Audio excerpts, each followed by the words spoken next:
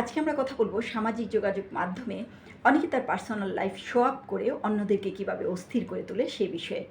যদি আমার এই কথা বলা আপনাদের ভালো লাগে তাহলে আমার পেজটিকে ফলো করে আমার সাথে থাকবেন। আপনি সুখে আছেন কিনা সেটা বলে বেড়ানোর বিষয় নয়, সেটা ফিল করার বিষয়।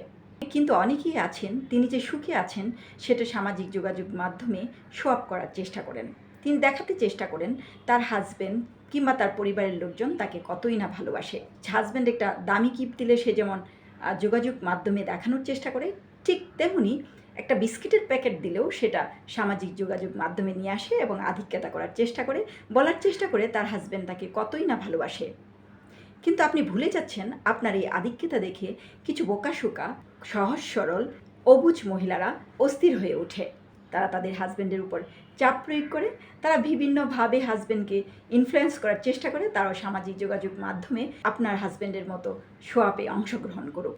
তারা তাদের ব্যস্ত আনরোমান্টিক হাজব্যান্ডকে জ্বালিয়ে মারে। যারা ব্যস্ত হাজব্যান্ড আছে তাদের কাছে সময় ডিমান্ড করে, দামি দামি গিফট ডিমান্ড করে, কিংবা যারা আনরোমান্টিক হাজব্যান্ড আছে তাদেরকে রোমান্টিসিজমে ভরে দেখ সেটা আশা করে। কিন্তু ব্যস্ত আনরোমান্টিক অসহায় হাজব্যান্ড আরও অসহায় হয়ে পড়ে।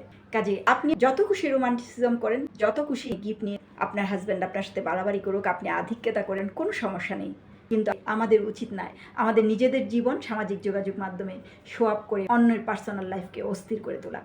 ঠিক তেমনি আমরা যারা অস্থির হয়ে উঠি অন্যের ভার্চুয়াল জগতের সুখ দেখে, তাদেরও বুঝতে হবে ভার্চুয়াল জগতের সুখটাই সব কিছু নয়। পর্দার আড়ালেও অনেক কিছু ঘটে যা আমরা দেখি না।